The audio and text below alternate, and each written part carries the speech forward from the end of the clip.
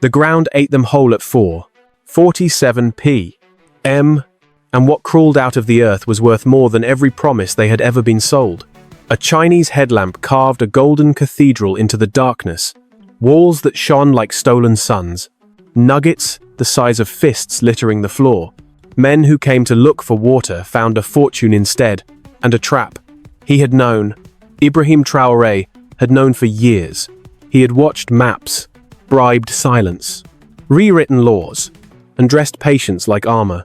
While empires slept, he planted a revolution in the sand. They expected bargaining. They expected deals. They expected the usual quiet theft dressed in paperwork. Instead, they found a country that remembered how to say no. This is not a treasure story. It is a reckoning. It is the moment when the ledger of history flips. When the people who taught the world how to extract wealth discover how to keep it. And so, the question burns. If the world will come to take, who will teach the world to give? The desert had always been painted as empty. Maps from Paris marked it barren. Aid reports described it as wasteland. To the world, Burkina Faso was dust, hunger, and war. To Ibrahim, it was a vault guarded not by steel, but by arrogance. The arrogance of empires certain that Africans would never look beneath their own feet. For 3 long years, Captain Ibrahim Traoré waited. He rewrote laws no one bothered to read. He trained soldiers to guard sand they thought was worthless. He invited foreign surveyors to dance on ground that could collapse at any moment. It was patience sharpened into a weapon, and when the collapse came, it was not an accident.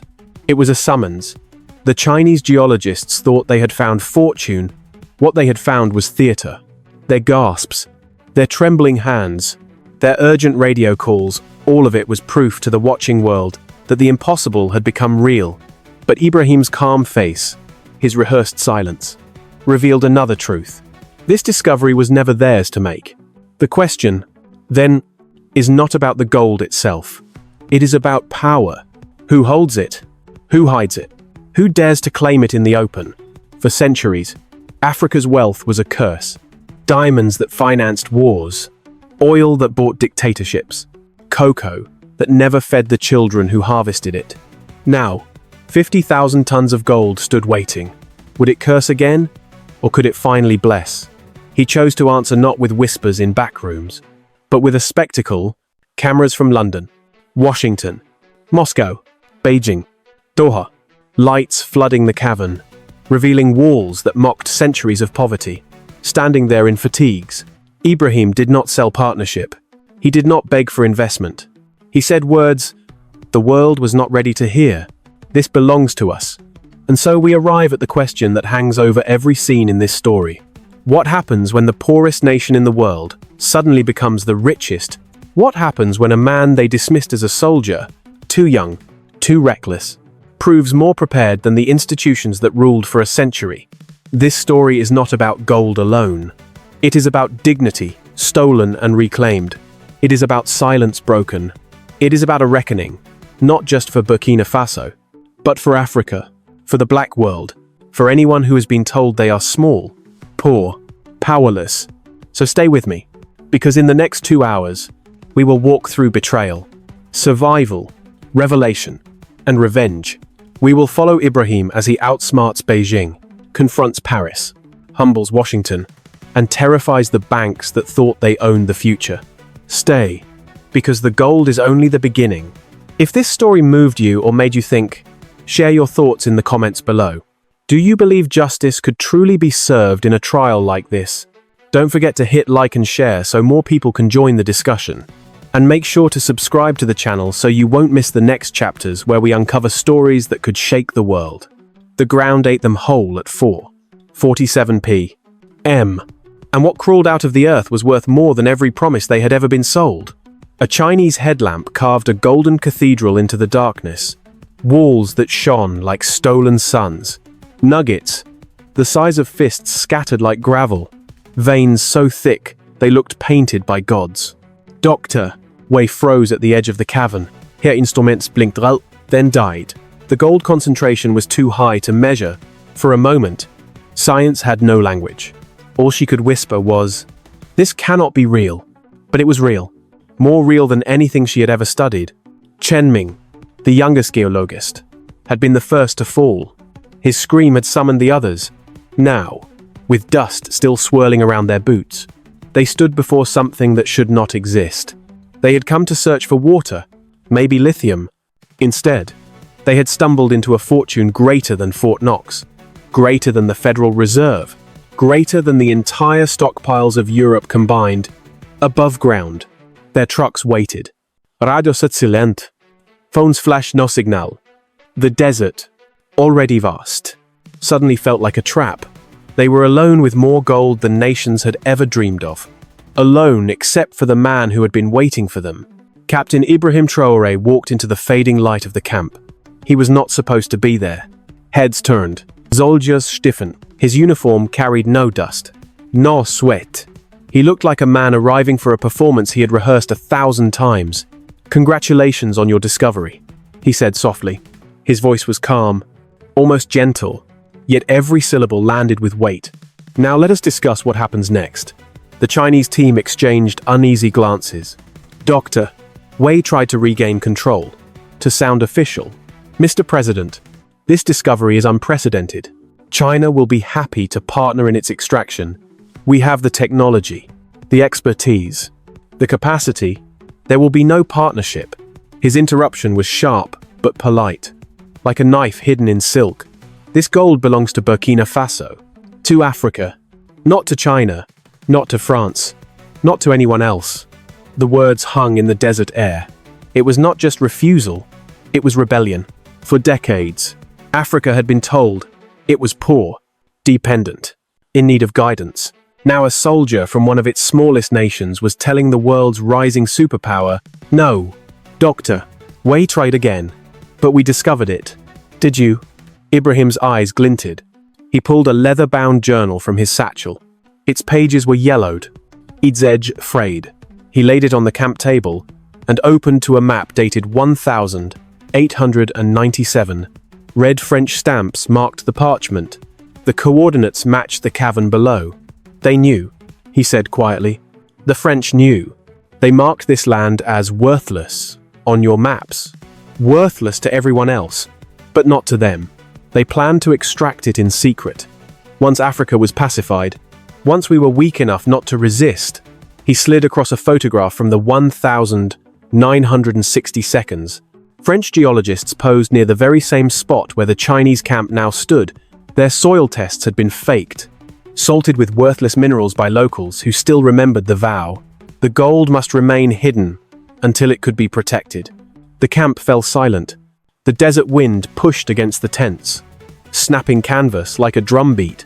Chen Ming swallowed hard. For the first time, he realized they were not the discoverers.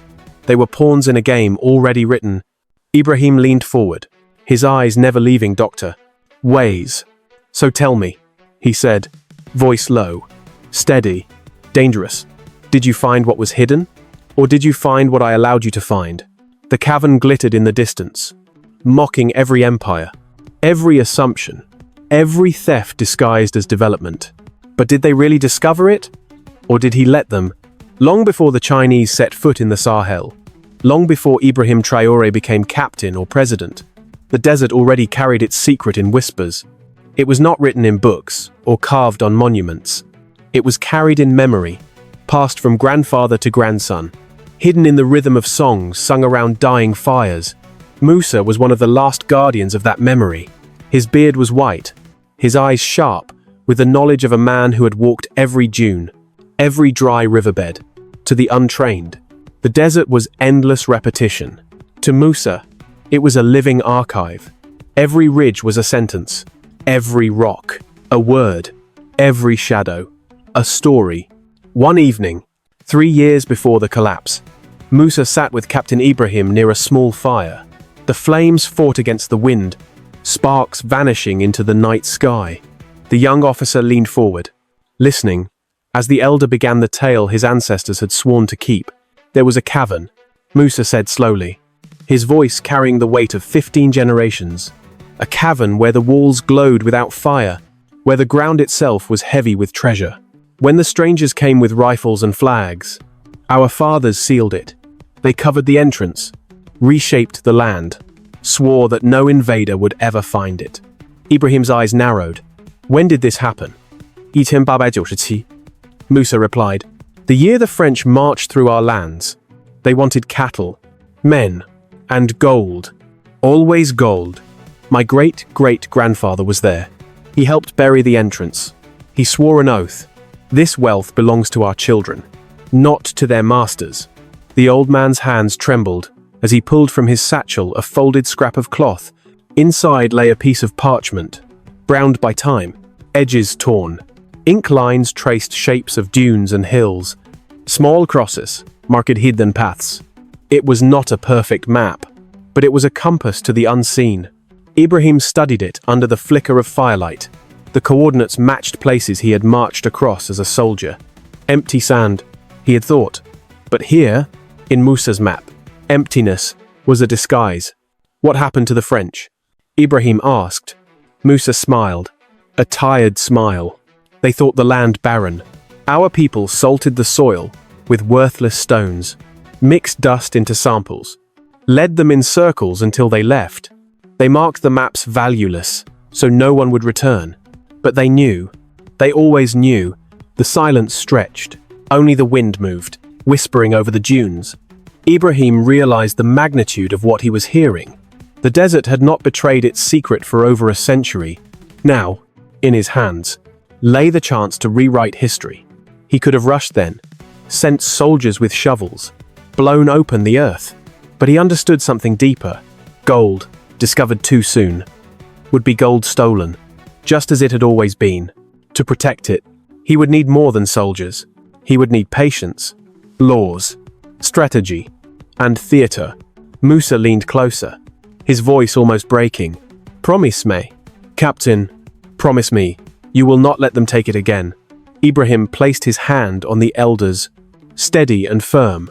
I promise, when the world sees it, they will see it on our terms. For 3 years after that night, Musa kept to the desert, guiding Ibrahim's trusted men, ensuring no one else came too close. To outsiders, he was just an old nomad, wandering with his camels. In truth, he was the sentinel of a nation's future. In the capital, Ibrahim worked quietly. He buried new mining laws inside agricultural reforms. Clauses. No foreign lawyer bothered to read. Every mineral beneath the soil would belong 100% to the state. No grandfather rights. No foreign arbitration. The law waited like a blade beneath silk, unnoticed, until it was too late. At the same time, he ordered the construction of a training facility in the Sahel. Officially, it was for desert warfare exercises. In reality, it was a fortress built on sand, its walls protecting an emptiness that hid everything. Soldiers patrolled day and night, never knowing what lay beneath their boots. All the while, Musa watched the horizon, remembering his ancestors. He would tell the story again and again to Ibrahim, ensuring the oath remained alive. The cavern was not just gold. It was testimony. It was proof that Africa had always been rich, only forced into poverty by design.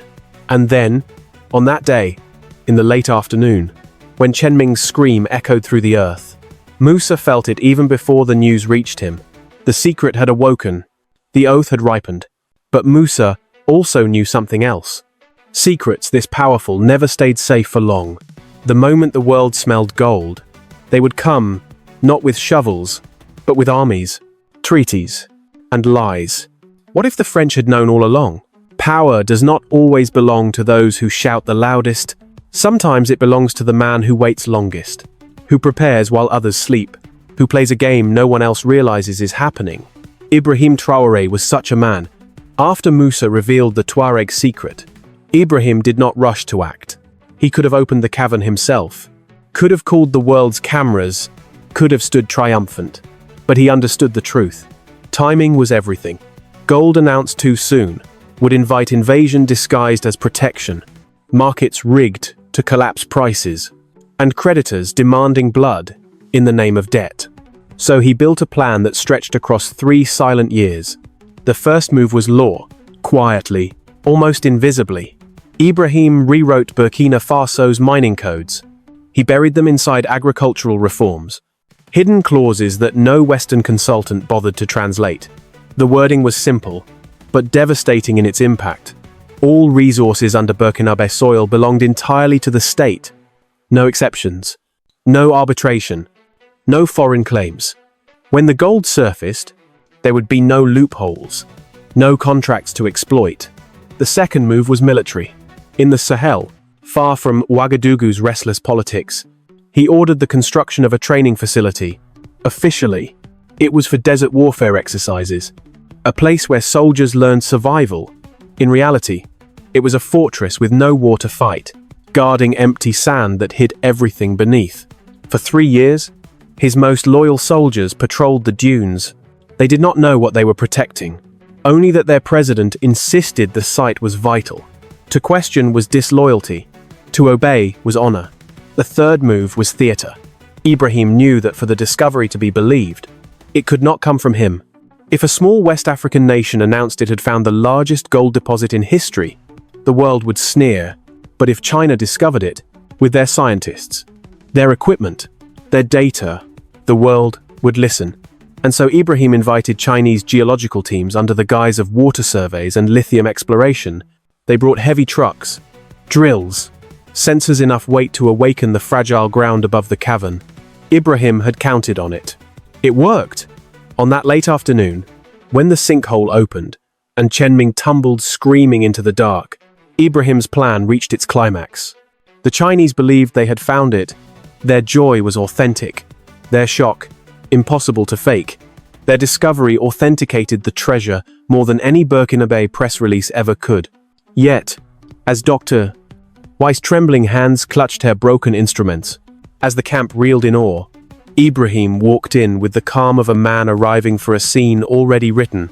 He had orchestrated every detail, the timing, the laws, the soldiers, the sinkhole itself. To outsiders, it looked like fortune. To insiders, it was destiny. But Ibrahim was not naive. He knew what was coming. Gold.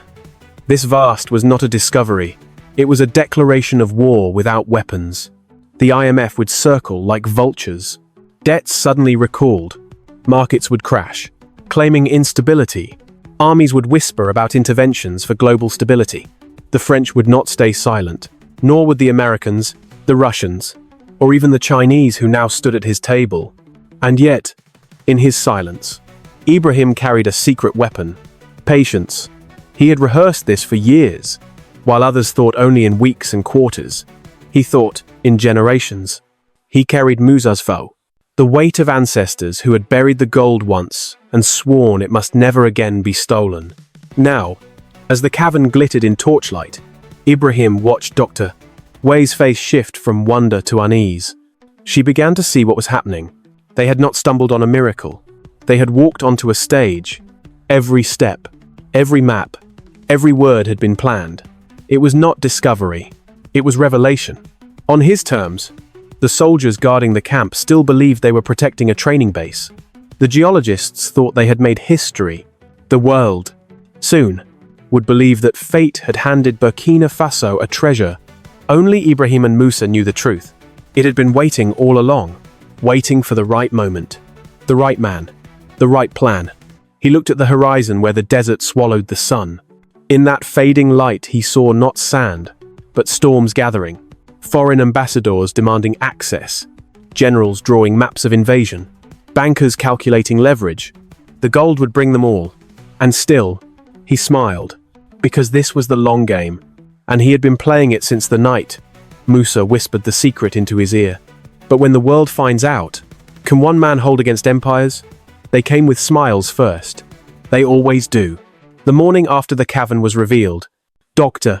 Wei finally broke through with an encrypted call to Beijing. Her words, trembling but precise, traveled across satellites, ministries, and closed-door committees until they landed in the ears of men who had never set foot in Africa but now dreamed of owning a piece of its heart. By nightfall, the order was signed. Send envoys. Move fast. Wrap it in silk. When the Chinese delegation arrived in Ouagadougou, they carried no rifles, only briefcases heavy with contracts. Their suits were immaculate, their words rehearsed. Friendship, they repeated, as if the word itself could undo centuries of exploitation. Ibrahim Traoré sat across the table, unmoving. He let them talk. He let them describe roads and bridges, hospitals and schools. Together we can transform Burkina Faso. One delegate Bimed. We will invest. We will build. We will train your people. Train your people. Ibrahim caught the phrase like a knife. He thought of mines across Africa, where Chinese engineers managed machines while Africans carried rocks. He thought of children coughing in cobalt dust, while profits flowed east. Brotherhood. They called it brotherhood measured in barrels and tons. He leaned forward, his tone cool. This gold is Burkinabe. We will manage its future. The smiles froze. Cameras outside the room would never capture the stillness that followed. The sharp crackle in the air. Doctor Wei, visibly unsettled, tried to bridge the gap. Mr. President, a deposit of this magnitude cannot exist in isolation, without strong partners. Burkina Faso risks mistakes, perhaps even destabilization. Ibrahim's reply was almost a whisper. What you call mistakes? I call sovereignty. For a moment, no one spoke. A delegate shifted in his chair, sweat gathering at his brow despite the air conditioning. Another forced a smile that did not reach his eyes. The room was a theater, and the script had failed. Behind closed doors, they adjusted their tone. Offers became pressures. Pressures slid into warnings. $1 billion loan here, a whispered sanction there. The language of diplomacy hardened, shared responsibility. They called it, but everyone at the table understood the meaning. Share the gold, or pay the price. Ibrahim reached into his satchel and laid down the leather-bound journal Musa had entrusted to him. French maps from 1897 stared back at the room. Stampet confidentiel, marking the same coordinates where Chinese boots now stood. The French knew, he said, his voice steady. They marked this desert as worthless so no one else would look. They planned to steal it once we were pacified. Do not think I cannot see the same mask on different faces. The delegates avoided his eyes. Some flipped their notes. Others scribbled meaninglessly. Anything to break the silence. They had expected desperation. They found defiance. The meeting ended with handshakes forced for the cameras. Reporters outside wrote headlines about fruitful dialogue and new partnership. Stock markets buzzed. Gold prices trembled. But inside, everyone knew. No deal had been made. That evening, Ouagadougou hummed with rumors. Foreign embassies sent frantic cables. Traders speculated whether the discovery was real or bluff. Western journalists sharpened their pens. In the capital's cafes, men whispered, had their president just told China no? Ibrahim walked the palace corridors alone. He paused at a window overlooking the city, the flickering lights trembling like stars on the horizon. His aides would call it a victory, but he knew better. This was only the opening act. He thought of Musa's oath. He thought of ancestors who had sealed the cavern with their bare hands to keep it safe from rifles and flags. They had faced invaders with muskets. Now he must face invaders with contracts, with markets, with smiles that concealed chains. The mask of friendship had slipped. He could already feel the pressure building beyond the walls of the palace. Smiles would harden into demands. Demands would harden into threats. And when those failed, history warned what always came next. But what if the next knock on his door came not with smiles but with guns? If China came with smiles, France came with shadows. The news of the cavern did not take long to reach Paris. Within hours of the announcement, the French president convened his ministers at the Élysée Palace. Outside, Paris glittered with evening light. Inside, the chandeliers glowed over a room thick with fear. Advisors whispered of markets collapsing, of currencies trembling, to of the danger that one of the poorest countries on earth now held more gold than France. Germany and Italy combined. Colonial archives were opened in haste. Maps long buried under dust were pulled from drawers. A red stamp confidential still marked the parchment. They knew. Of course. They had always known. The silence of decades now returned to haunt them. The first strike came through words. French newspapers suddenly filled with skepticism. African fantasy. One headline sneered. Geological mirage, said another. On television, carefully chosen experts shook their heads.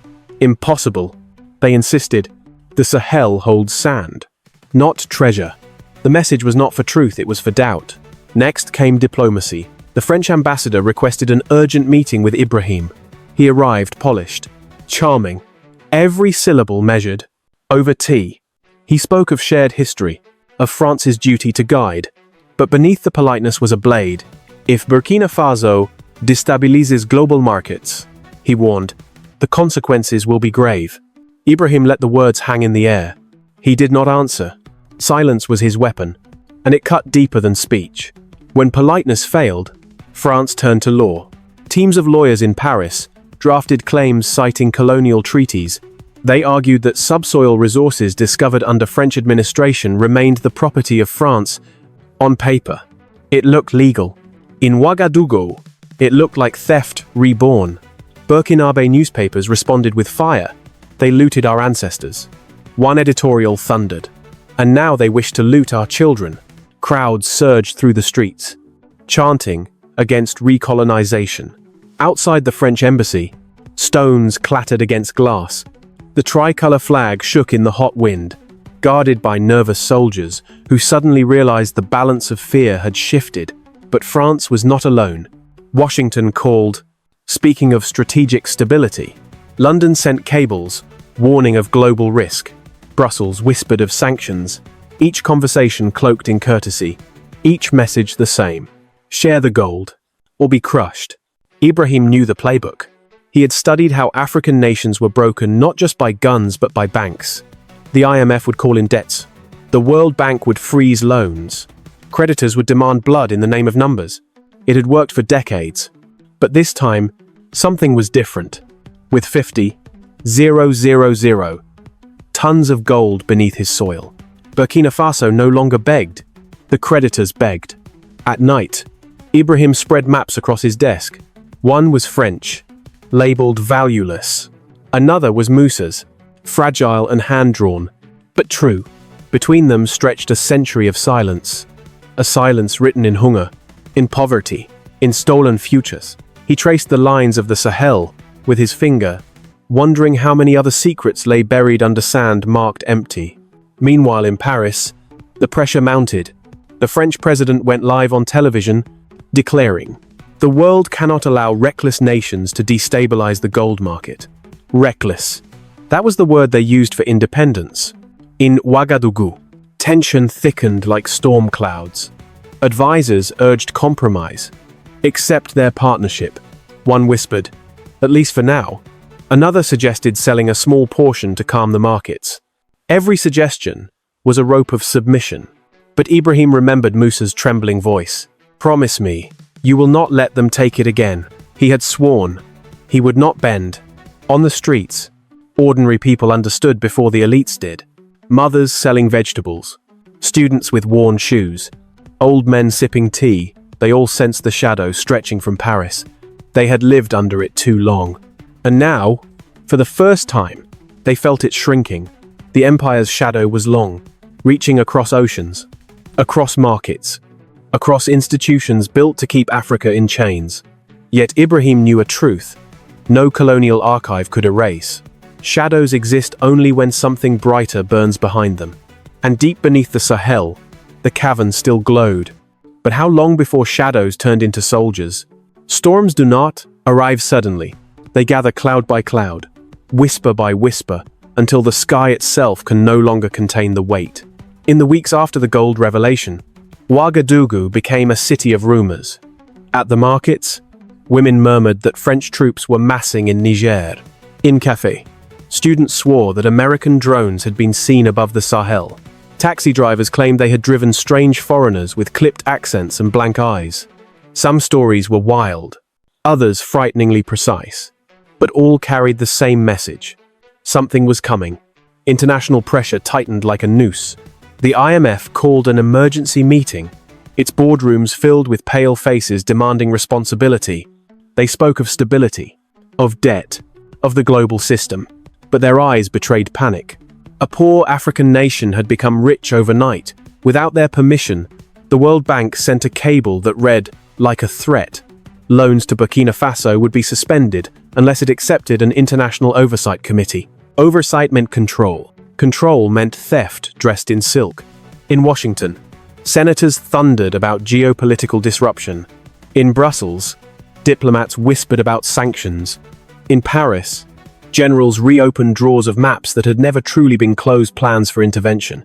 Drawn in neat blue ink, Ibrahim saw the storm forming. He summoned his council into the palace war room. The air was thick with heat and fear. Maps stretched across the tables. Red pins, marking foreign embassies. Blue pins, marking military bases. Yellow pins, marking rumors that could soon become facts. The ministers clashed. The Minister of Finance begged for compromise. Sell them a portion. Just a portion. Ease the pressure before they crush us. The defense minister slammed his fist on the table. No gold leaves this soil. Not 1 gram. Others wavered, torn between survival and pride. Ibrahim let the voices clash like thunder. Then he spoke, low and steady. They believe Africa has only 2 choices: submission or chaos. They cannot imagine a third path. We will show them. That night, his orders moved quietly. Convoys rolled north, carrying supplies for soldiers already guarding the desert fortress. Engineers worked by moonlight, reinforcing bunkers. Technicians laid encrypted fiber lines beneath the sand. From the outside, it looked like training. From within, it was preparation for siege. Meanwhile, the media war sharpened. Western outlets screamed headlines: gold hoax in Burkina Faso, fantasy or fraud. Experts declared it impossible. Yet independent geologists invited from Iceland, Bhutan, Uruguay, Fiji confirmed it again and again. Cameras streamed live footage of nuggets hauled from the earth. The gold was real. The denial only made the world more nervous. On the streets, anger and pride walked hand in hand. Crowds filled Independence Square, waving placards, "L'Afrique n'est pas à vendre." Africa is not for sale. Children painted murals of golden caverns, of ancestors breaking chains. Musicians wrote songs that filled the night air with defiance. For the first time, the people felt history bending toward them. But fear lingered too. Mothers clutched their children tighter at night. Shopkeepers whispered of assassins. Teachers warned their students not to speak carelessly, for spies walked among them. And indeed, they did. Foreign agents slipped into the city disguised as aid workers, journalists, consultants. They rented apartments, mapped the palace, bribed informants. Shadows stalked the boulevards of Ouagadougou, waiting. Everyone knew assassination attempts would come. The only question was when. In the palace, Ibrahim stood often at the high windows, looking out over the flickering city lights. He thought of Musa's oath, of ancestors who had sealed the cavern with their bare hands. He thought of the miners in Congo, the farmers in Niger, the fishermen in Senegal, all whose wealth had been stolen to feed empires. He thought of the children in dusty classrooms, who might one day study under electric lights powered by their own nation's gold. Alone, he felt the weight of the storm pressing down. But when he heard the chants outside Burkina, he felt something else rise within him. Not fear. Resolve. The gathering storm could no longer be denied. The skies were darkening, the air heavy with electricity. The question was not if the storm would break, but where the first lightning would strike. Would it strike in the markets, through collapsing prices? In the courts, through colonial treaties reborn? In the desert, through soldiers marching under foreign flags? Or would it strike in the dead of night? A bullet or a bomb, aimed at the man who dared to defy an empire? The first shot came not in Parliament, not in a courtroom, but from the barrel of a rifle 1,800 meters away. It was just after dusk. Ouagadougou's Independence Square shimmered with torchlight and loudspeakers. Thousands gathered, shoulder to shoulder, listening to their president speak of a future no colonizer had written. This gold, Ibrahim's voice thundered, is not a curse. It is a covenant. With it we shall build schools, hospitals, and dignity. The crowd roared. Flags waved like flames. Children clapped on their fathers' shoulders. For a moment, hope felt stronger than fear. High above, in a derelict office block, a sniper lay prone. His rifle rested on sandbags. His cheek pressed to cold metal. He had studied the target for days. The angle of the stage, the rhythm of speeches, the sweep of security patrols. Through his scope, Ibrahim's chest filled the crosshairs. He exhaled slowly, finger tightening. In his mind, he pictured the aftermath chaos, confusion, Burkina Faso collapsing back into silence. The world would nod gravely, call it a tragedy, and move on. Then, nothing. The bullet struck an invisible barrier, ricocheted soundlessly, never touching flesh. Hours earlier, Ibrahim's chief of security had ordered transparent armor erected across the stage, random, unannounced, changed every night. Tonight, it saved a nation. The sniper cursed under his breath. Training told him to fire again, but instinct screamed retreat. Within minutes he was gone, vanishing into the city's shadows. Only later would Ibrahim learn how close death had stood. The people in the square never knew. They cheered as their president waved, unaware that a rifle had just declared war. Days later came the second attempt. Poison. The plan was elegant. Patient, a French agent, had spent 2 years buried inside the palace kitchens, blending in, laughing with colleagues, serving dishes to ministers. No one suspected. On a humid evening, he finally acted. He laced a sauce with a toxin, so subtle even modern tests might miss it. The plate was set on silver and carried to Ibrahim's table, but fate and foresight intervened. Ibrahim had instituted a system where meals were shuffled by algorithm minutes before serving. No one, not even he, knew what plate would be his until the last second. That night, the poisoned dish was reassigned. An aide collapsed after 2 bites. He survived. Barely. The traitor was seized before midnight. Under interrogation, the agent confessed nothing. His silence was loyalty to masters far from Ouagadougou. But the evidence was enough. Coded messages on his phone. A bank account swelling from an invisible hand. The message was unmistakable. Still, the most daring strike came from the sky. One moonless night. Radar screens lit with red. Dozens of drones swept toward the capital, each carrying explosives. They moved like a swarm of insects. Coordinated. Merciless. Panic rippled through the command center. These were not toys bought on markets.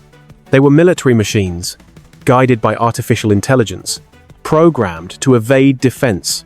But Burkina Faso was ready.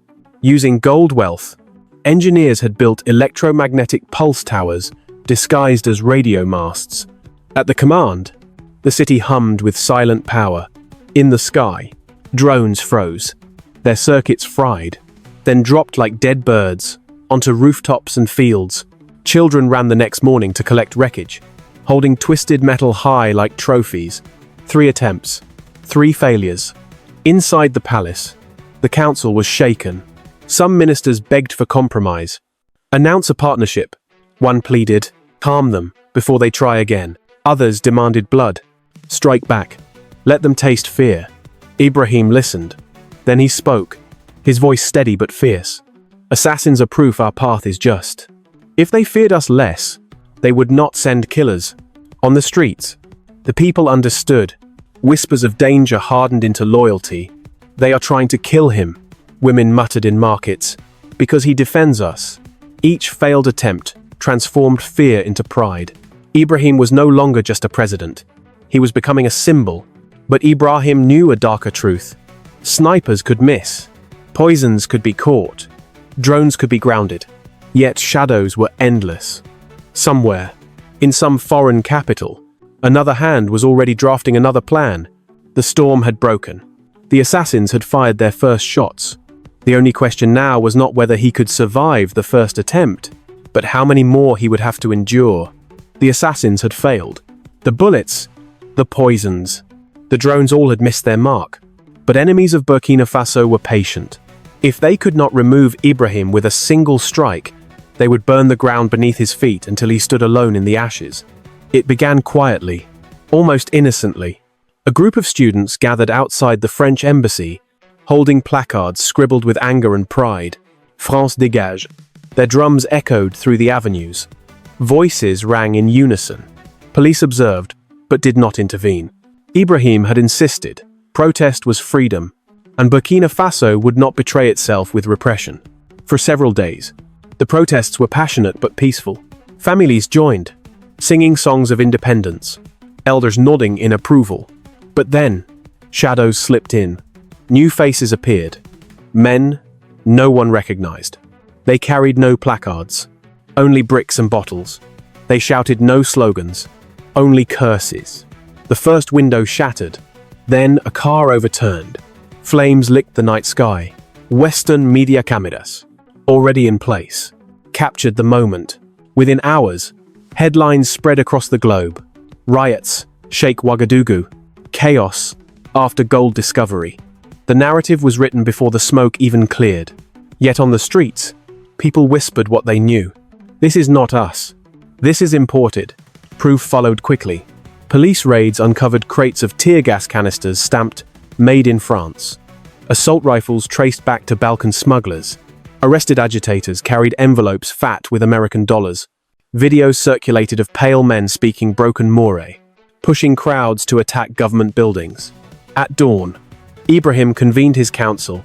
The defense minister slammed his fist on the table. Sweep the streets. Crush them before the fire spreads. The minister of justice raised a trembling hand. That's what they want. Blood on camera. Images of Burkinabe. Killing Burkinabe. The room fell silent. Ibrahim's gaze swept across them. Calm, but sharp. We will not kill our children for their headlines, he said, but neither will we allow them to burn our house. That evening, he addressed the nation, live on television. His face filled the screens of tea shops, homes, and crowded bars.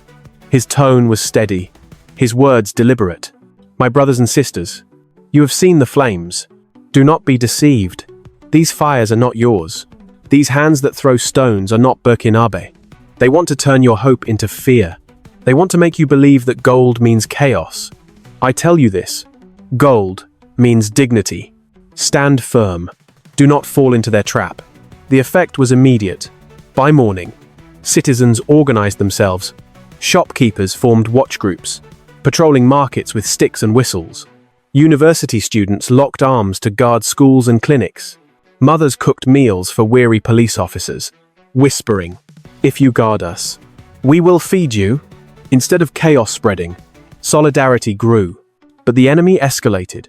On a Friday evening, as buses filled with workers heading home, a bomb exploded in the central station. The blast shattered glass across 3 city blocks. Dawsons died, their bodies carried away under blood-soaked cloths.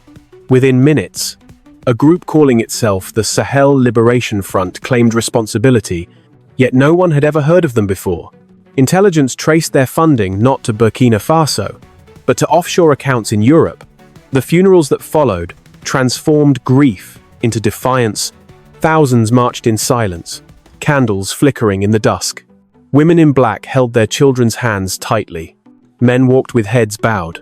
Not a single stone was thrown. Not a single shop was burned. The silence itself roared louder than any riot. Foreign cameras tried to spin the story, but the images betrayed them. Instead of collapse, the world saw a people who refused to break. Young men painted murals of golden caverns and ancestors breaking chains. Musicians composed songs where the refrain echoed through the night. We are gold. We do not burn. From the palace balcony, Ibrahim watched the city glow with candlelight instead of fire. Pride swelled in his chest. Yet, in the quiet hours, a smoke from the bus station still lingered in the air. He asked himself a question. He could never speak aloud. How many more fires could they endure before even gold began to melt? The fires in the streets had not toppled Ibrahim. If anything, they had hardened the people's resolve. But enemies of Burkina Faso knew history well. Empires rarely fall to crowds. They fall to whispers inside palace walls. And so the next weapon was betrayal. It began with rumors in back corridors. A colonel in the army, once loyal, now seen meeting with businessmen from abroad. A finance official suddenly receiving funds too large to explain. Ministers whispering that Ibrahim's policies were reckless, that the gold was a curse. Western embassies, their hands tied in public, worked feverishly in secret. Their diplomats hosted discreet dinners. Their intelligence officers bought allies with envelopes of dollars, promises of power, and quiet threats. The goal was clear: If bullets could not kill Ibrahim, perhaps his own men could. One night, Ibrahim's intelligence chief laid a dossier on his desk. Inside were photographs, a meeting in a dimly lit restaurant, 3 Burkinabe officers seated with 2 French journalists, bank transfers traced to accounts in Switzerland, a draft declaration already written. The armed forces of Burkina Faso hereby assume responsibility for the nation's stability in light of chaos provoked by irresponsible leadership. It was treason, scripted in Paris. Ibrahim read the words slowly. His jaw tightened. He had prepared for assassins in the dark, not traitors in daylight. He looked up at his intelligence chief. How deep? The answer was grim. Deep enough to shake the ground if they move, but not deep enough to win without foreign support. The plan was precise. On a chosen Friday, during prayers, soldiers loyal to the conspirators would seize the palace, cut communications, declare a transitional council, and invite international peacekeepers to restore order.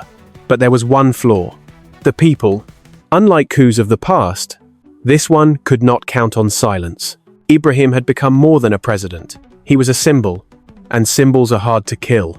When whispers reached the markets, citizens began watching the soldiers more closely. Mothers selling fruit outside the barracks whispered names of officers who looked uneasy. Taxi drivers noticed unusual convoys moving late at night. Students mapped which neighborhoods soldiers frequented. Information flowed to the palace faster than gold dust through a sieve. Ibrahim faced his council. The defense minister, once so fierce, now pale. Mr. President, if you move against them now, the army will split. Then, let it split. Ibrahim replied coldly. Better a clean wound than poison spreading. On the eve of the coup, the conspirators gathered in a warehouse on the city's edge. They spoke in hushed tones, plotting their dawn strike. But as they laid out their maps, the doors burst open. Elite commandos flooded in, weapons raised. The conspirators froze. Betrayal had been betrayed. Ibrahim did not parade them in chains. Instead, he made a spectacle more powerful. The next morning, live on national television, the people watched as the arrested officers stood before the nation, their eyes downcast, their silence heavy. Ibrahim addressed the nation with steel in his voice. They told these men that gold was a curse, that Africa is too poor to rule itself, that the only way forward is under foreign command. I tell you this, these lies are the last weapons of the old world. And tonight, those weapons have failed. Crowds erupted in cheers. Voma wept in relief. Students filled the streets not with stones, but with songs. The coup had died before it was born. Yet Ibrahim knew the truth. Shadows never vanish. They only retreat, waiting for another night. And in the silence of his chambers, as the city celebrated, he whispered a question that would haunt him still. If betrayal could come from brothers, how many more shadows waited in the dark? The coup had failed, but the war was not over. It merely changed shape. From polished halls of government, the struggle shifted back to the Sahel into the dust, where blood could be spilled far from the cameras. The attack came at dawn. A convoy of pickup trucks roared across the desert, flags black against the rising sun. Men with covered faces shouted prayers of death. Their rifles were brand new, their rocket launchers gleaming, their discipline far too sharp for mere bandits. These were not locals. Their accents carried echoes of Libya, Syria, even Eastern Europe. They called themselves holy warriors. In truth, they were mercenaries paid in dollars, fuel, and promises of land.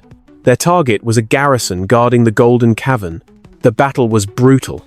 From the watchtowers, Burkinabe soldiers fired until their rifles burned hot. Sand turned red where mortars landed. One young corporal, bleeding from his shoulder, shouted to his comrades, "If we fall, the gold falls. Hold the line." Hours later, he was gone. His body slumped beside the machine gun. He never abandoned. By noon, 30 soldiers lay dead. The cavern still stood, but its protectors were gone. Western networks carried the story instantly. Islamist militants overwhelmed Burkina Faso base. What they did not mention was how the attackers carried weapons with NATO serial numbers still stamped in steel. Ibrahim received the report in silence. His generals thundered for vengeance. Strike their camps. Burn them out of the desert. Others urged restraint. This is bait. They want us to bleed our army dry. That evening, Ibrahim appeared on national television. His eyes were shadowed with exhaustion, but his voice carried steel. Today, our brothers died in the desert. They were not defeated. They stood. They fought. Their blood is in the soil, and that soil belongs to us. We will not abandon it. Grief spread through the nation. Mothers screamed at the doors of hospitals, demanding to see sons they would never again embrace. Coffins draped in flags were carried through the streets, followed by processions of children singing songs of resistance. Students painted murals of fallen soldiers with halos of gold above their heads. Market women raised fists and declared, "Their blood is not wasted. We are Burkina Faso." But the violence spread. In the north, villages were reduced to ash. Survivors staggered south, eyes hollow, describing masked men who spoke foreign tongues but left behind Western boots. In the east, an aid convoy was hijacked, food stolen, drivers executed, and leaflets scattered. Join us or starve. For the first time since revealing the gold, Ibrahim felt true dread, not for himself, but for his people. Chaos was no longer a headline. It was real. He gathered his war council in the palace basement. Maps of the Sahel stretched across the walls, pins marking each attack, multiplying daily. "We must seek allies," one general insisted. "Call on Russia. Call on Turkey. Let them fight beside us." Ibrahim shook his head. "Foreign soldiers bring foreign chains. This fight must be ours, or we will win nothing." Instead, he turned to the people. Militias were armed, not as irregular gangs, but as defenders of their own villages. Farmers carried rifles alongside plows. Hunters who once stalked gazelles now stalked mercenaries in the scrub. Women organized medical brigades, tending to the wounded in secret clinics. Elders sat in circles at night, telling children that their sacrifice was the price of freedom. Soon, villages that had once been helpless became fortresses, ambushes, shattered enemy convoys. Mercenaries who expected easy victories found themselves hunted in the dark by farmers who knew the land better than any satellite. But the victories were costly. Every clash left bodies in the sand. Every funeral drained tears that no gold could repay. Ouagadougou became a city of coffins. Each new one carried not only a body, but a question. How much more blood must be poured into the dust before independence was secure? Ibrahim walked among the mourners, laying his hand on the shoulders of widows, whispering promises. He barely believed himself. At night, he stared from the palace balcony, watching smoke curl above the horizon. Pride and agony battled inside him. His people were fighting like lions, but lions bled too. Still, he stood before them, unyielding. "This dust," he declared, "will not be their grave. It will be our foundation." Yet in the silence of his chamber, as chants echoed faintly from the city, one thought haunted him. How much blood could the Sahel drink before even gold turned to rust in the sand? Bullets tore flesh in the Sahel. But another kind of war raged across the world. The war of words. If the gold could not be stolen with rifles, perhaps it could be stolen with stories. Within days of the attacks, Western media unleashed a storm. Headlines screamed, "Burkina Faso's gold discovery a hoax." The BBC ran panels of experts insisting no such deposit could exist. CNN questioned whether Ibrahim was manipulating his people with fantasy. The New York Times published The African Gold Mirage, claiming the cavern was nothing but fool's gold and propaganda. It was a calculated strike. The goal was not to convince Africa, but to sow doubt abroad, to make investors nervous, markets unstable, alias hesitant. A lie repeated enough could erode even the strongest walls. But Ibrahim had prepared. He invited independent geologists from nations with no stake in Africa's struggles: Iceland, Bhutan, Uruguay, Fiji. They descended into the golden cavern, tested samples on live camera, and announced with awe, 95% pure, 50,000 tons at least. Still, the denials continued. So Ibrahim escalated. He opened a live stream, 24 hours a day. Cameras broadcast the mines. Viewers from Tokyo to Rio watched as nuggets the size of fists were lifted from the earth. No editing, no propaganda. Just gold pulled into the light. When skepticism lingered, Ibrahim delivered his most brilliant stroke. At a press conference, flanked by guards, he held up a golden bar. Any journalist who doubts us may take 1 kilogram home. If it is fake, keep it. If it is real, you must tell the truth. Hundreds came. Skeptical reporters from London, Washington, Paris. Each carried away their piece, tested it, and one by one, their doubt collapsed. The most dramatic moment came from a Fox News correspondent, famous for his sneers. Live on television, he broke down in tears. I was told to call this a lie, but I held the gold in my hands. It is real. Everything they said about Africa is a lie. His confession went viral. Meanwhile, the people of Burkina Faso turned the media war into their own theater. Markets hung banners, our gold, or voice. Students launched podcasts in Maori and French, dissecting every foreign headline, exposing hypocrisy. Musicians composed songs mocking fake experts, their lyrics echoing in taxis and tea shops. Even children drew cartoons of Western anchors with long noses and blindfolds. But the fiercest blow came when Ibrahim revealed bank records. On national television, he displayed leaked documents showing Swiss banks holding billions stolen from African dictators, London banks laundering colonial plunder, American banks financing the slave trade yet refusing Burkina Faso's gold. They accept blood money. Ibrahim thundered, but not honest gold. This tells you everything. The hypocrisy was undeniable, yet the war of voices was not one-sided. Propaganda videos flooded social media, portraying Ibrahim as a tyrant hoarding wealth while villages starved. Bots swarmed comment sections, chanting gold for the elite, hunger for the people. Western think tanks published reports, warning of looming dictatorship. But on the ground, reality was different. Schools were opening, hospitals were built, families received stipends, drawn directly from gold revenues. The people saw it with their own eyes. The more lies the world told, the more fiercely Burkinabe clung to their truth. One night, standing before a roaring crowd, Ibrahim raised his fist. They fight with cameras. We fight with courage. They fight with lies. We fight with life, and life cannot be defeated. The cheers shook the capital. In that moment, Burkina Faso proved that words could wound, but they could also shield. Still, Ibrahim knew the war of voices had only begun. For every truth spoken in Ouagadougou, 1,000 lies echoed in Paris, Washington, London, and he wondered, as he gazed into the golden cavern that had changed everything, could the truth shine bright enough to pierce the darkest propaganda? Hope travels faster than any bullet.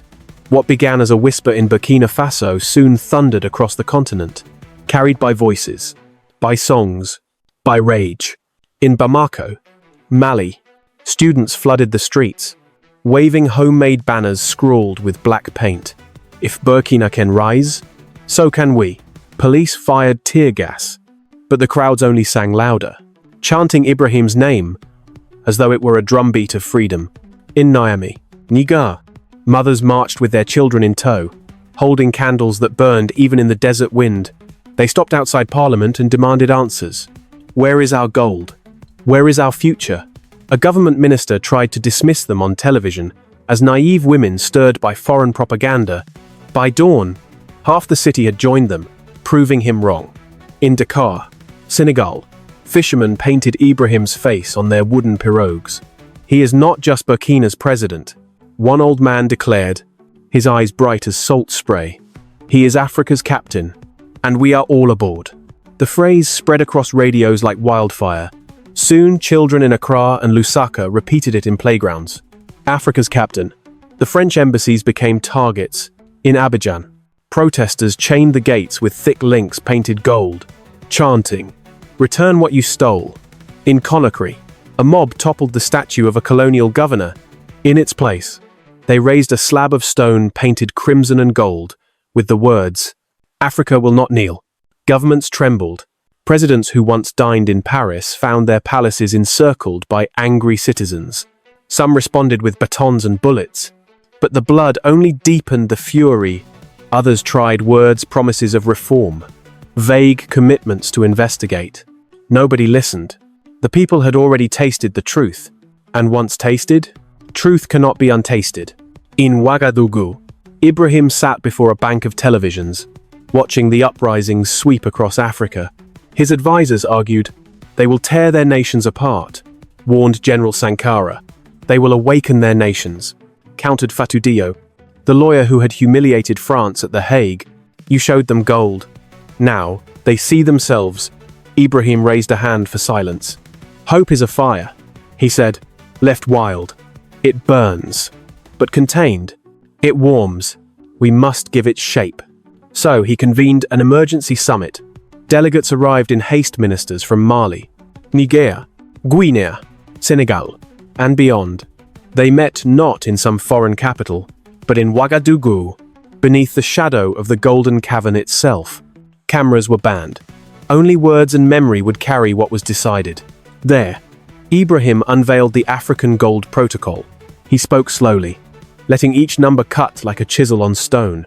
40% for education and healthcare, 30% for infrastructure and technology, 20% for sovereign reserves, 10% for the climate that feeds us all, none for palaces, none for vanity, none for weapons. A minister from Guinea scoffed. "You would dictate how we use our own gold." Ibrahim's eyes hardened. "No, I would remind you that gold is not yours alone. It belongs to the children not yet born. Spend it on marble palaces, and history will curse you. Spend it on schools, and history will bless you." The room fell silent. Some leaders frowned. Others nodded. But outside, word spread like lightning. Crowds, waiting beyond the gates, erupted in cheers when the protocol was announced. Across the continent, artists carried the message further. In Lagos, musicians released an anthem titled "Gold in Our Hands." The chorus thundered, "Not theirs, not stolen, ours forever." Taxi drivers played it on loop, passengers singing along. In Nairobi, a filmmaker unveiled Hidden Chains, a documentary tracing centuries of colonial theft. It won global prizes. In Johannesburg, graffiti artists sprayed Ibrahim's silhouette on concrete walls, haloed in gold. Effigios, the keepers of oral history, revived their role. In dusty courtyards, they retold the story of Musa, the Tuareg guide, whose ancestors had hidden the Golden Cavern. Children sat wide-eyed as they learned that their forefathers had not been weak, but wise, guarding wealth, until the day Africa was ready. The pulse beat louder. Western capitals grew nervous. Reports from intelligence agencies called it a contagion of hope. Editorials spoke of dangerous instability. But in Africa's streets, people called it by a different name: rebirth. Yet Ibrahim knew the truth. Others did not. A pulse could signal life, or it could signal fever. Crowds could build, or they could burn. One evening, after the summit, he stood alone at the edge of the cavern. Gold glittered in torchlight. Silent, unchanging. The roar of distant protests drifted through the night air like thunder rolling across the desert. He whispered to himself, too softly for anyone else to hear. "This heartbeat is strong, but if it quickens too much, will it give us life? Or will it break us?" The world had seen gold before, but never like this. Ibrahim knew that speeches in parliament or summits behind closed doors would not be enough. Too many lies had already been told. Too many headlines twisted. The truth had to be seen, heard. I felt not whispered in reports, but thundered into every home on earth. So he announced the impossible, a broadcast to the world. Live from the Golden Cavern. Every major network was invited. CNN, BBC, Al Jazeera, CCTV, RT, African news agencies from Dakar to Nairobi. Even independent bloggers and underground journalists received invitations. No one could claim exclusion. The cavern was transformed. Giant lights illuminated walls that shimmered like molten fire. Cables snaked across the sand. Cameras perched on steel rigs. Engineers muttered nervously. Never before had such a fragile underground space carried such weight of attention. When the broadcast began, silence gripped continents. In New York, trading floors froze as screens lit with Ibrahim's face. In Paris, cafes turned down their music, customers leaning closer. In Lagos, crowds gathered around street projectors, eyes wide. In villages without electricity, People clustered around radios powered by car batteries. Ibrahim descended into the cavern, dressed not in presidential robes, but in plain fatigues, a single torch in his hand. Behind him, the walls glowed with impossible wealth. He stopped, raised his eyes to the cameras, and spoke. For centuries, he began, voice steady. They told us Africa was poor. They told us we were beggars, that we needed their aid, their guidance, their civilization. And yet while they said this, they stood above our gold, our diamonds, our oil. They mined it, hid it, shipped it away. They built their cities while we buried our children. His torch swept across the golden walls. This is what they hid. 50,000 tons. Enough to build not one nation, but a continent. They marked our maps worthless to keep us silent. They taught us to doubt our own worth. But the lie is finished. Africa was never poor. Africa was robbed. The cameras caught the fire in his eyes. His words echoed across time zones, cutting through language barriers. Translators stumbled to keep up. Some simply wept. Then Ibrahim did something no one expected. He held up a leather-bound journal, worn and brittle. This, he said, is a French colonial record from 1897. It shows the cavern marked, E-value, noted, its exploitation postponed, until our extermination. Their word was pacification. It meant our death. But we did not we endured. And today, we reclaim what they tried to erase. Gasps erupted in newsrooms. Screens split to show analysts scrambling. Commentators stunned. In Paris, the French president reportedly threw a glass against the wall, but Ibrahim pressed on. We will not flood markets. We will not collapse economies. We will sell 100 tons per year. No more. The rest remains in our soil, in our hands, in our future. If anyone tries to seize it, if anyone dares to repeat the crimes of the past, we are ready to bury this gold, so deep it will never be touched for 1,000 years. Africa will not be plundered again. His tone shifted, less fire, more steel. To the nations of the world, we do not seek revenge. We seek respect. We offer partnership, not subjugation. But understand this, Burkina Faso is no longer on its knees. Africa is no longer on its knees. We stand. For a heartbeat, the cavern was silent. Then came the sound, not of applause, for there was none but of cameras whirring, signals beaming to satellites, voices translating into 100 languages. On the streets of Ouagadougou, people erupted in celebration.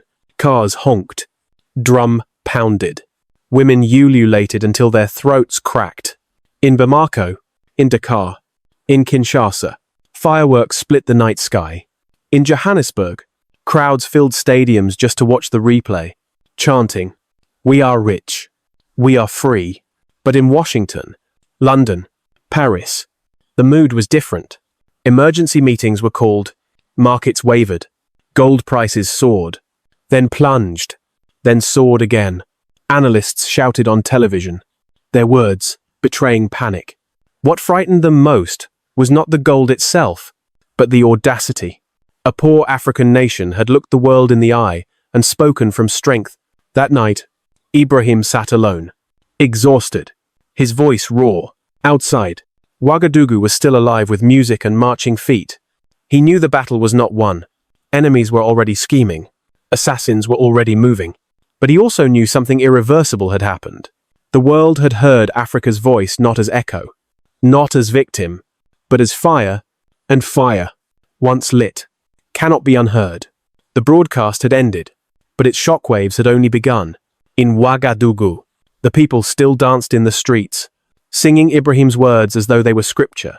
But in Western capitals, curtains were drawn tight, voices hushed behind closed doors. In Washington, the National Security Council met until dawn. We cannot allow this precedent, one official barked. If Africa realizes the full scale of its resources, or entire global order collapse. Others urged restraint. Direct confrontation will only make him a martyr. We need subtler methods. A final note was scrawled on the meeting's minutes, déstabilise discreetly. In Paris, panic turned to rage. The French president slammed his fist on the table. He dares humiliate us live on air. He waves our colonial crimes in the world's face.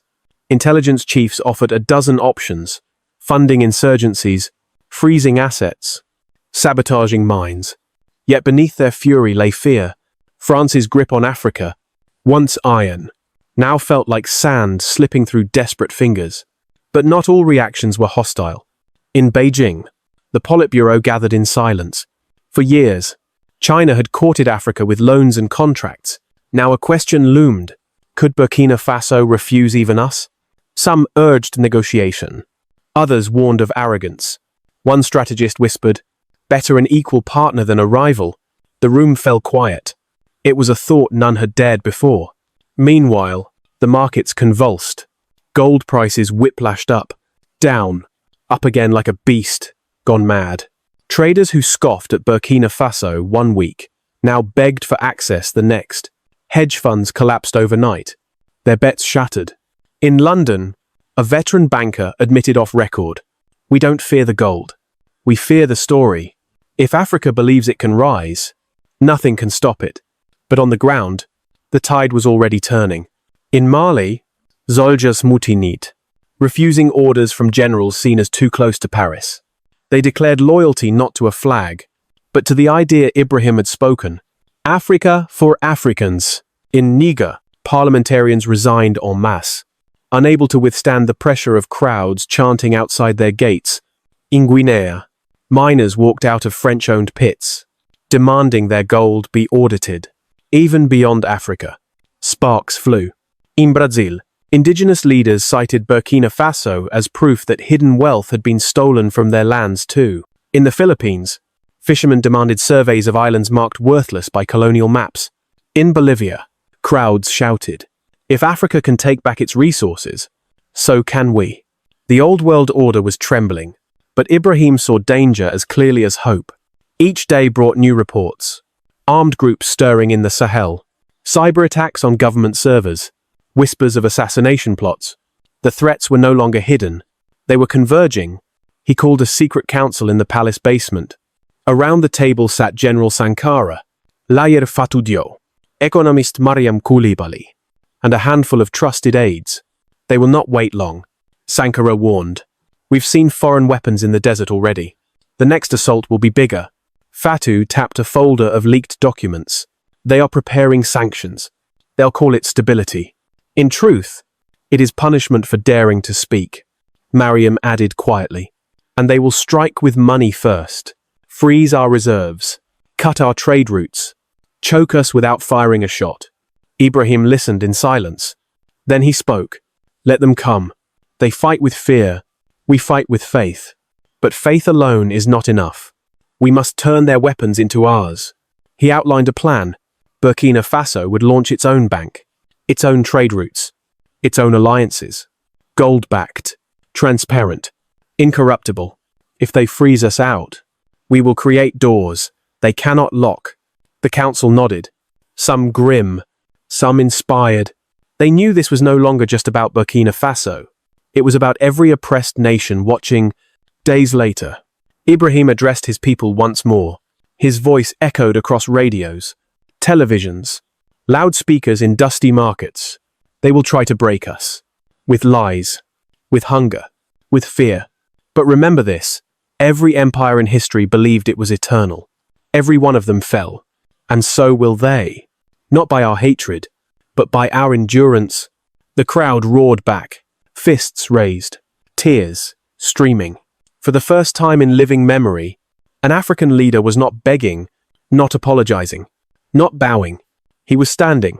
But as cheers shook the capital, a darker question lingered in the air. Would the tide now turning carry Africa to freedom or drag it into a storm no nation could survive? They called it sanctions, but to the people of Burkina Faso, it felt like a sheik. Within weeks of Ibrahim's broadcast, international banks froze. Burkinabe accounts, cargo ships carrying medical supplies were suddenly delayed. Airlines cancelled flights, citing insurance risks. Even the internet slowed, choked by invisible hands, tightening digital nooses. In Geneva, the IMF declared Burkina Faso a high-risk partner. In Brussels, The EU voted to suspend trade. Washington issued a statement condemning irresponsible management of natural resources. Paris went further. Traoré is leading Africa into chaos. He must be isolated. It was a strategy as old as empire. If they could not invade openly, they would suffocate quietly. But the people refused silence. In Ouagadougou, women marched through the markets banging pots and pans.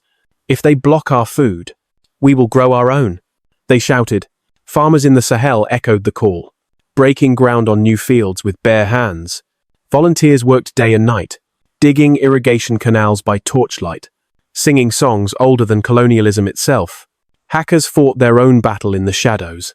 When Western banks cut Burkina Faso from SWIFT transfers, anonymous collectives from Lagos, Moscow, and even Berlin rallied. They built encrypted payment systems powered by blockchain. Bypassing every gate the West tried to close. Within a month, the African Gold Bank went live. Every coin in its system was backed by physical gold, streamed live from the cavern. The world tried to censor that too. Social media companies quietly throttled Burkinabe content. Videos of children receiving free tablets disappeared from feeds. Footage of hospitals built in dusty villages was flagged as misinformation. But people found ways around the walls. Young coders in Ouagadougou created a peer-to-peer network called Djembanet, named after the drum that once carried messages across Africa. With a single app, phones became transmitters, bouncing videos and speeches from device to device. Unstoppable. Intraçable. The world called it piracy. The people called it freedom. The more they tried to silence, the louder the voices became. In Dakar, a rapper stood on stage before 20,000 fans. They want to cut our tongues, he shouted, but we will sing with fire. The crowd exploded, chanting Ibrahim's name. The performance streamed across Djembanet, reaching millions in villages the West thought too small to matter. Meanwhile, in the cavern itself, Ibrahim gathered his closest circle. The air was heavy with tension. Reports piled on the table: medicine shortages, power cuts, rumors of foreign troops massing across borders. They want to break us without firing a shot. General Sankara growled, "Choke us until our own people revolt." Ibrahim shook his head. "They misunderstand our people. We have eaten dust before. We have buried our dead before. We will endure again. But endurance is not enough. We must answer their silence with a voice they cannot ignore." So he prepared another broadcast, not to the world this time, but to Africa alone, carried through Djembanet and local radios. It opened with his voice, quiet but unyielding. "They try to cut us off. They think we will beg, but we have gold. We have land. We have each other. Brothers and sisters across Africa, do not believe their lies. Do not believe their silence. We are not weak. We are the heartbeat of the world, and no one can stop a heartbeat." The words struck like thunder. Across the continent, ordinary people began sending food, medicine, even volunteers to Burkina Faso. Trucks from Mali crossed borders at night, laden with rice. Doctors from Ghana arrived unannounced at hospitals, ready to serve. Fishermen from Senegal sent dried fish in crates marked "From the sea to the Sahel." The siege was real. Hunger bit. Shortages spread. But so too did defiance. One day, a farmer in the north told a foreign journalist, "They close their ports. We open our hands. They cut their wires. We build our drums. Let them starve us. We will not starve our dignity." The world expected collapse. Instead, it witnessed resilience. But resilience had its price. Children fainted in classrooms. Medicines ran out in rural clinics. Families rationed meals. The silence imposed by the outside world was no longer just political. It was personal. It crept into stomachs, into veins, into empty bowls. Standing in the golden cavern one night, Ibrahim stared at the glowing walls. Billions in wealth surrounded him. Yet he could not instantly turn it into food for his people. His fists clenched. "They think they can kill us with silence," he murmured. "But even silence has a sound, the sound of resistance." Still, the question lingered in every mind. How long could a nation sing when the world was determined to make it starve? The siege was tightening when the fire came. At dawn, columns of smoke rose from the northern border. Villages, once alive with morning markets, lay in ruins. Roofs collapsed. Streets blackened. Survivors stumbled southward, eyes wide with terror. They spoke of trucks without license plates, of foreign tongues shouting commands, of weapons that no herder or farmer could afford. One boy, no more than 12, staggered into a Burkinabe checkpoint. His clothes were ash, his hands trembling. They burned everything, he whispered. Then he collapsed, his words falling heavier than his body. By noon, the truth spread. An entire town erased, not by bandits, not by insurgents, but by men trained, armed, and paid from elsewhere.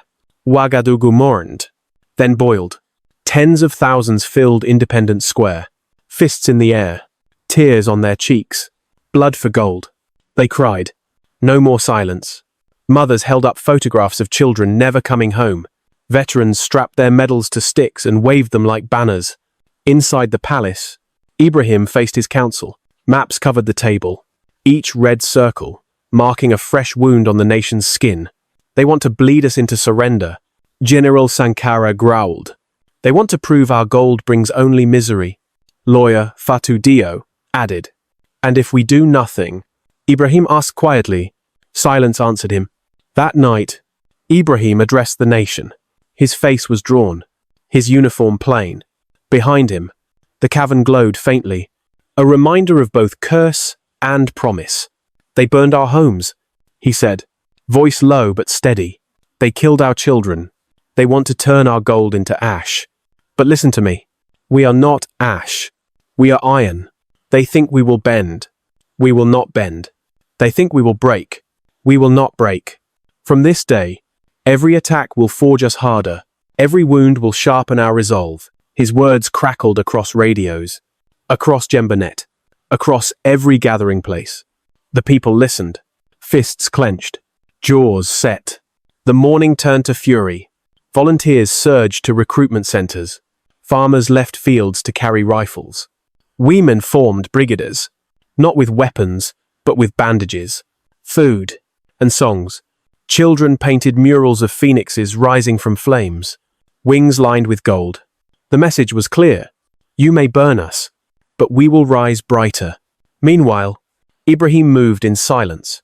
He contacted allies who owed nothing to Paris or Washington, engineers from Turkey, tacticians from Russia, drone experts from Iran. They came not as occupiers, but as shadows, training local fighters in deserts and mountains. Soon, the battlefield changed. Convoys that once roamed freely now vanished under coordinated ambushes. Drones struck supply lines. Communication towers that guided foreign mercenaries fell one by one. For every village burned, 2 camps of the enemy were erased. But victory had its cost. Coffins returned daily to Ouagadougou. Funerals lined the streets. Ibrahim himself walked among them, bowing his head before each family. He whispered, Your son is not gone. He is iron now.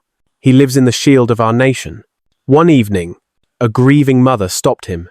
Her voice trembled, but her eyes blazed. Mr. President, I gave you my child. Do not waste him. Make his blood mean something. Ibrahim bowed deeply. It will, he swore. And yet, in the quiet of night, alone, in his chamber, he asked himself the question. He could never speak aloud. How many more children must I bury before Africa is free? The turning point came when the mercenaries struck a convoy carrying medicines for hospitals. They destroyed every crate, laughing as they burned syringes and bandages. The footage, leaked by a surviving driver, spread across Africa like fire in dry grass. The rage was volcanic. In Bamako, crowds stormed a French-owned mining office, seizing files. In Dakar, students occupied the national television station, demanding coverage of the massacre. In Niamey, soldiers mutinit, shouting, We fight with Burkina, not with Paris. The blood of Burkina Faso had become the blood of Africa. In Ouagadougou, Ibrahim stood before a wall of golden light. His hands shook, not with fear, but with resolve hardened by ash. They thought fire would destroy us, he whispered to his aides. They only forged iron. But even iron can crack under too much heat. And as the world closed in tighter, a new question loomed. Would Burkina Faso remain unbroken, or would the fire consume it before freedom was won? Ashes still smoldered in the north when the first bullet came. It was fired from a ridge 2 kilometers away. A sniper's round meant for Ibrahim, as he inspected new irrigation canals. The shot cracked through the air, but it shattered harmlessly against invisible glass. One of the shifting layers of protection his security rotated every day. The assassin never escaped. Villagers found his body hours later, his rifle stamped with NATO markings. The next attempt was quieter. A cup of tea left on Ibrahim's desk, steaming gently. But he had long since abandoned routine. His meals were prepared by different cooks, chosen at random by algorithm. The poisoner, an agent planted years earlier, was caught when he insisted too strongly that the president drink. He vanished into a prison cell so deep his name was never spoken again. Then came the drones. Small, black, AI-controlled, programmed to swarm and detonate. They flew at night, buzzing like locusts. But Burkina Faso had built a weapon of its own, an electromagnetic pulse cannon powered by gold's unique conductivity. One switch, one burst, and the sky rained metal carcasses, the drones falling like birds with broken wings. Each attempt failed. Each failure was broadcast not by Ibrahim, but by the people themselves. Farmers posted photographs of downed drones. Children sang songs, mocking the cowards in the sky. Mothers told stories of invisible shields and guardian spirits. The assassination plots, meant to terrify, instead became legends of resilience. But Ibrahim knew the danger was not just bullets. It was the silence between them. Western outlets filled that silence with venom. Traoré grows paranoid. Burkina Faso sliding into dictatorship. Gold fantasy collapses under delusion. They painted him as mad. Desperate. Alone. The world was being told he was already dead. And yet, in Ouagadougou, his presence was undeniable. Every day he walked among his people at markets, in schools, at construction sites. He shook hands, listened to complaints, bent down to speak eye to eye with children. His guards begged him to stay inside. The risks are too high. Colonel Sankara warned. Ibrahim shook his head. If I hide, I am already dead. If I walk among them, I live in every heart. Still. The weight pressed heavier. His beard grew grayer, his eyes darker. At night, he lingered in the golden cavern, staring at walls that glittered but offered no comfort. I carry a nation, he whispered once, his voice echoing. But who carries me? His family bore the cost.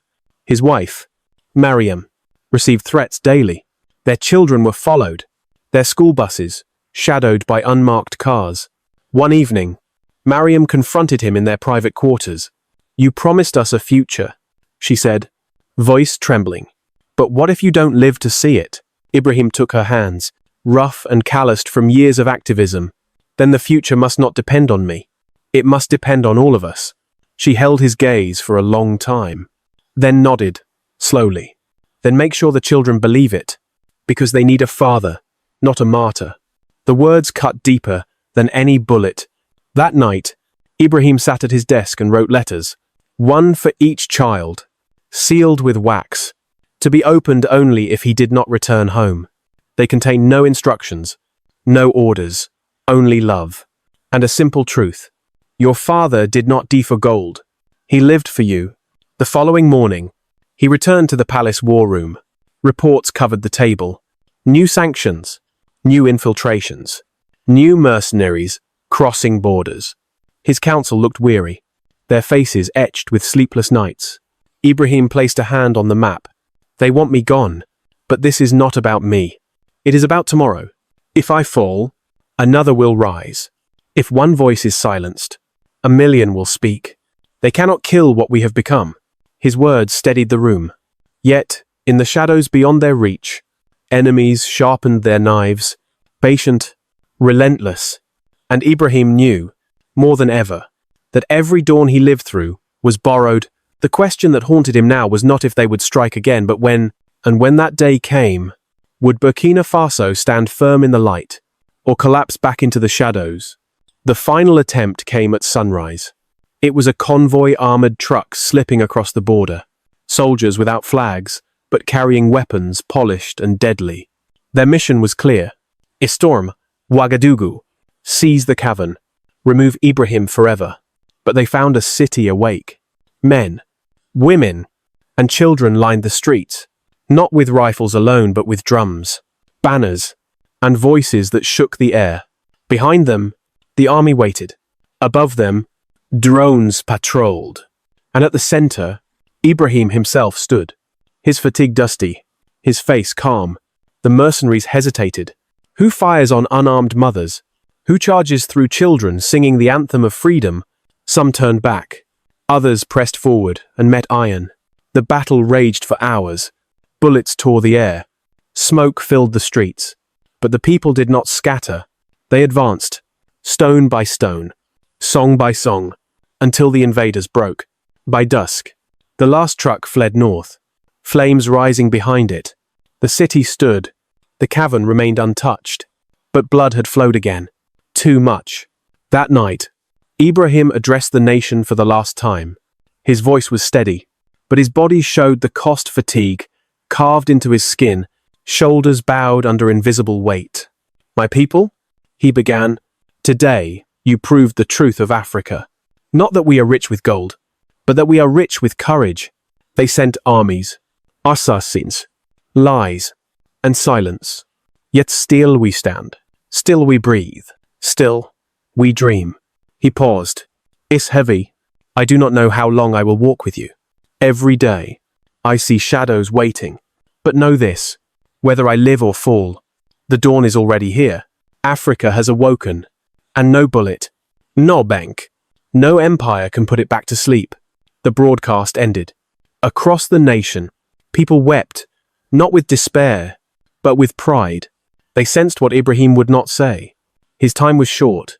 3 weeks later, as he traveled to inspect new schools in the countryside, his convoy was struck by explosives buried deep in the road. The blast shook the desert. Ibrahim was pulled from the wreckage, alive but mortally wounded. Witnesses say he refused to be carried away. He stood, bleeding, his hand pressed against the earth. To the soldiers around him, he whispered, "Do not cry. I am only one man. Africa is millions. Carry them." Then he fell. The news spread in waves. First silence, then zops, then fury. Ouagadougou filled with millions. Every street, a river of mourners. Coffins draped in flags lined Independence Square. Old women beat their chests. Children clutched his photograph. Priests, imams, griots, all spoke the same words. He is not gone. He is within us. The world reacted with unease. Western leaders sent official condolences, thinly veiled behind relief. Markets stabilized for a moment, then trembled again as Burkina Faso's resolve only hardened. In Africa, however, something irreversible had shifted. Mali renamed its parliament after him. Niger declared a week of mourning. In Dakar, crowds sang through the night, repeating his last words. The dawn is already here. His funeral was unlike any in history. For 85 minutes, one for each year he might have lived, had fate been kind, the people clapped, sang, and wept as his coffin was lowered. The cavern became his tomb, not filled but preserved, its walls gleaming with the promise he had uncovered. Above the entrance, carved in stone, were his words. The gold did not make us rich. It reminded us we were never poor. Years passed. The siege ended, not because the world relented, but because Africa endured. Schools flourished. Hospitals multiplied. Farms bloomed in the Sahel. The African Gold Protocol became law across nations. The children Ibrahim once spoke to grew into leaders, engineers, artists, scientists. They carried his vision not as myth, but as method. And so the question remained, was his death a dusk or a dawn? Historians debate it still. But in the villages, where griots tell stories by firelight, the answer is simple. They tell of a man who found 50,000 tons of gold hidden beneath the desert. They tell how he revealed it not to enrich himself, but to awaken a continent. They tell how empires tried to silence him with bullets, lies, and hunger. And they tell how, even in death, he lit a fire that refused to die. One griot ends the story always the same way. They thought the gold was the treasure. They were wrong. The treasure was us. And as long as we remember that, no night can ever truly fall. And the children listening ask the only question that matters. Grandfather, was it dusk or was it dawn? The old man smiles, his eyes reflecting firelight. It was both. The dusk of their world, the dawn of ours.